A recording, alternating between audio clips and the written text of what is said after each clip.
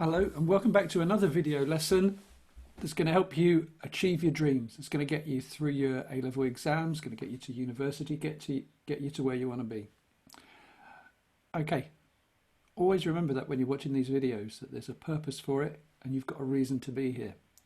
Okay, so first thing that I've done in order to prepare for this, I'm trying to imagine that I'm in your place in some kind of way, if you like.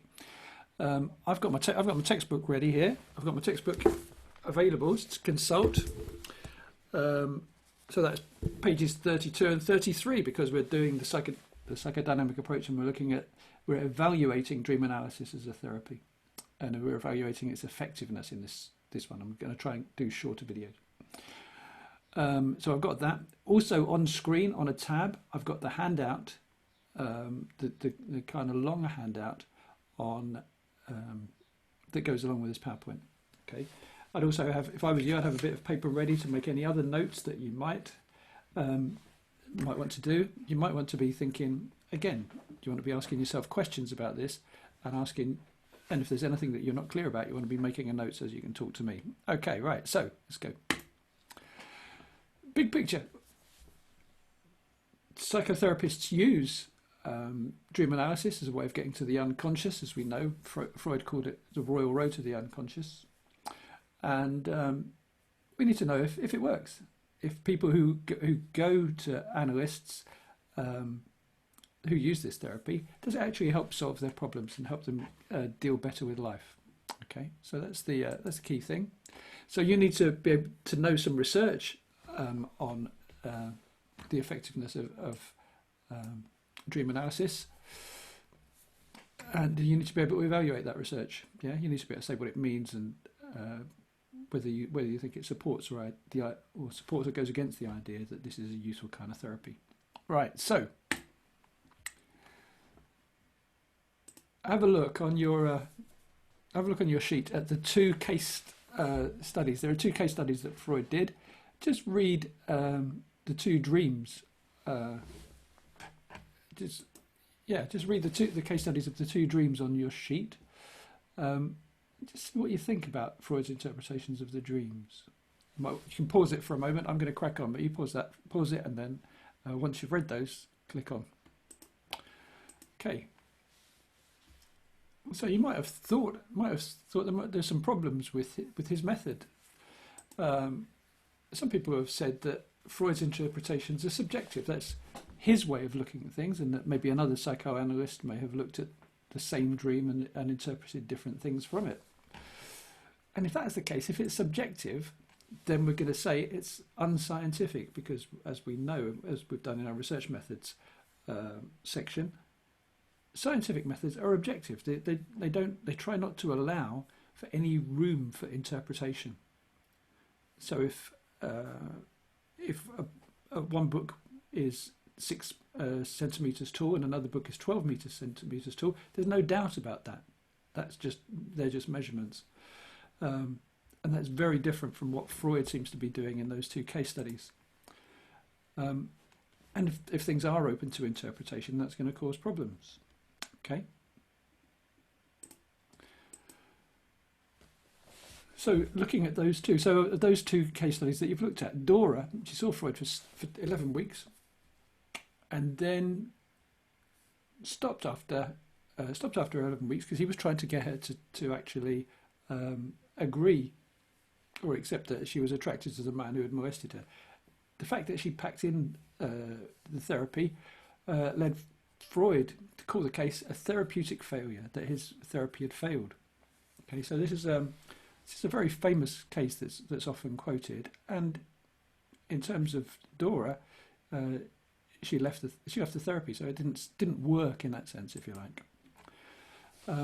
The Wolfman, who Freud claimed to have cured, continued in therapy with different therapists for over 50 years, despite Freud's claim to have cured him. So again, we'd have to wonder about the effectiveness of dream analysis and this kind of therapy, given two very important cases where it's questionable whether they worked or not, whether they did anything to really help the patients. So you've got to ask yourself, and you need to come to a conclusion. If you were doing this in an essay, you'd have a conclusion there about what you think. Do you think this sounds like an effective therapy or not? And give a reason. Okay. Might be possible to defend Freud here. Possibly there is other evidence of successful therapies, and maybe the fact that Dora refused to continue was not necessarily because the therapy wasn't working. It may have been something to do with her.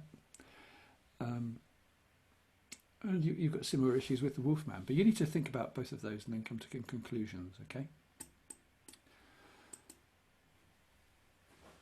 So, what about more modern psychotherapists? Is it an effective treatment in modern times? Both of those obviously were done nearly 100 years ago now. So we've got Schroeder et al. In 2008. He surveyed 79 psychotherapists, and he found that 70.4% of clients, according to those therapists, benefited from dream analysis. So we have to wonder, that sounds like a good percentage, doesn't it? And if I was in class, I'd be saying, that's really good, isn't it? 70% of them benefiting. You would probably say to me something about the other 29.6% who haven't benefited. And you might also, a very sophisticated question would be, what do you mean by benefited? Does that mean that the symptoms disappeared, that their life got slightly easier, got much easier? So that's something that's not very clear from this research. Having said that, that sounds quite positive, doesn't it? Keller did another survey. I couldn't find the date on this one. It's cited in the Schroeder survey. He did a much bigger survey of 228 therapists. And one of the questions he asked was, how often do you use dream analysis? And only 24% of them used dream analysis more than occasionally. So I wonder what question that might raise. You might want to be thinking, if this is an effective treatment, why aren't psychoanalysts using it more? So that's another useful line of argument that you could use as far as evaluating the effectiveness. Okay, so we've looked a bit at whether it actually works. Now we want to have a look at let's have a look at the theory now. I think it is, or maybe that's a good point. Let's think. Psychoanalysts might be worried about the fact that they would be making subjective interpretations. So maybe they want to do things that they think would be easier to explain, if you like, than their own subjective interpretation of someone else's dream. They might think there are more direct ways of helping people than that. It is unscientific, as we've said, because it is open to interpretation. So that's an additional point to what we were talking about when we were thinking about the relatively small number of psychoanalysts who use dream analysis regularly. Okay.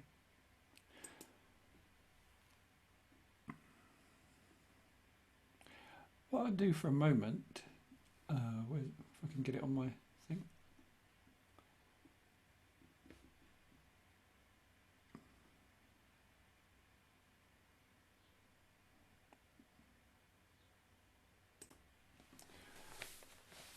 So we've looked at some research that suggested that it didn't always work particularly well for Freud, that psychoanalysts don't use it very often. So that might seem to lead us to a conclusion, or we might be thinking, actually, it's not the most effective therapy that I've heard of in the world. Okay, so another way we can look at this is we can say, actually, all right, what about the theory that underlies it? Is there any truth in this? People have often, as we've seen already when we've discussed Freud, people talked about it not being very scientific and not having any evidence to support it. So what if there is some modern evidence to support it? How would that help? Would that change things? And could that help us then maybe use the theory to make it more effective in therapy? Okay, so for example, Soames, 2000, he found evidence for Freud's theory of dreaming. Because if you think about it, what Freud was saying was that during dreaming, it's the id, the kind of illogical part, the very childish part that's allowed to achieve whatever it wants, and the logical part is switched off. The ego that tries to make sense of the world and everything. Okay, so Soames did PET scans with people when they were dreaming, and he found that the forebrain was active, but the parts involved in logic are quiet. And that the way of saying that would be that the id is active, the ego is dormant. Dormant is another word for asleep and not working. Okay, so it would seem then that we've got some fairly modern research suggesting that part of Freud's theory could be seen to be correct using brain scanning. Okay, pause it for a moment, have a look at what Hopfield found,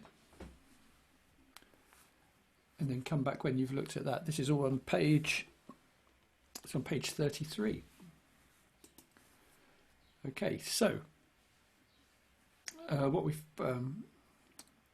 what you would have found is that Hopfield did a computer simulation. So he treated a computer as though it was a brain, and he found that if you overload a computer, and crash it, if you like, you end up with similar things to dreams. So that you've got the whole process of condensing, I think, is the main one that he talks about. Okay, so in that sense, we've got a bit more modern scientific support. You're probably thinking, or I hope you are, you're probably thinking, a computer simulation. If I was going to criticise that study, how could I use the fact that it was a computer simulation? It would be the issue. And then you would probably say something like, a computer is a machine, a human being is not a machine. And even if there are similarities, that doesn't show that Freud's description of dream work and how we turn latent content into manifest content, that doesn't really necessarily explain it very well. So that's going to be that's one question. I put the same question down twice here. That's quite interesting, isn't it? So we've got methodological issues with Hopfield in the sense that he was using computers rather than human beings. But then if you look at this chap here with all his with all the wires and everything sticking into him, he's taking part in some sleep research in a sleep laboratory.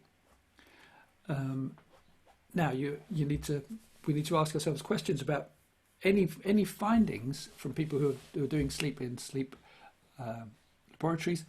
It's a fair bet that they're going to be lacking in ecological validity, because that isn't really what happens in everyday life. We don't go to sleep in those situations. However, I would be hoping that you would also be making the opposite point, that does having all those wires and everything, does that make such a massive difference that those findings are totally irrelevant? You need to balance that, and you need to come up with a conclusion. Okay.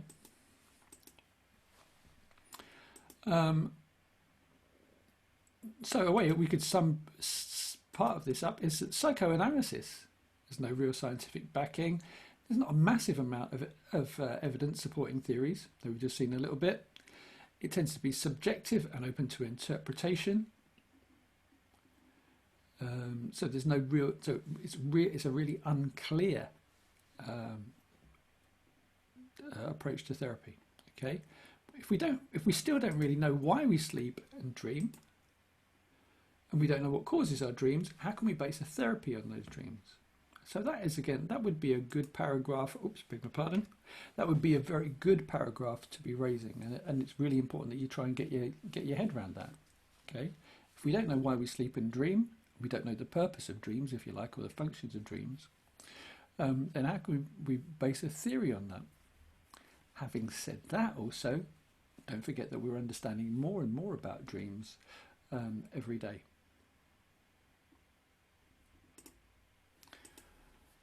So in summary then, if we were going to evaluate Freud's work. These would be things that I would expect all of these things to be in your evaluation of the effectiveness of dream analysis. So number one, it didn't always work for Freud. So that would be a serious point to make. Okay. It's not used very much by psychoanalysts or psychotherapists. So if it is an effective treatment, why aren't psychoanalysts using it? That is an interesting point. You've got issues around the methods of investigating sleep, so all that business about sleep labs. There's support for the theory growing when we look at Soames and Hopfield and other research into using PET scans and all that kind of stuff. So the theory, so even though the therapy as it was isn't very popular and doesn't always work, maybe we can once we've done a bit more research, we could apply the theory successfully in therapy in the future. So you would probably want to be talking about and thinking about, given that there's this new research, maybe we need a bit more and a bit of practice in how we would then use and how we would then go about analysing dreams to help people in therapy. Okay. What I would suggest you do now is have a look at Exam Corner, which is on, that's page 33, I think. Yep, Exam Corner's on page 33, and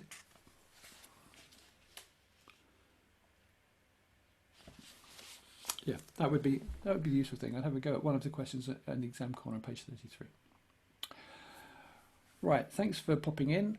I'll do another one. Like I say, I'm trying to keep these a bit shorter, so I'll be recording another one in a moment on evaluating the ethics of dream analysis.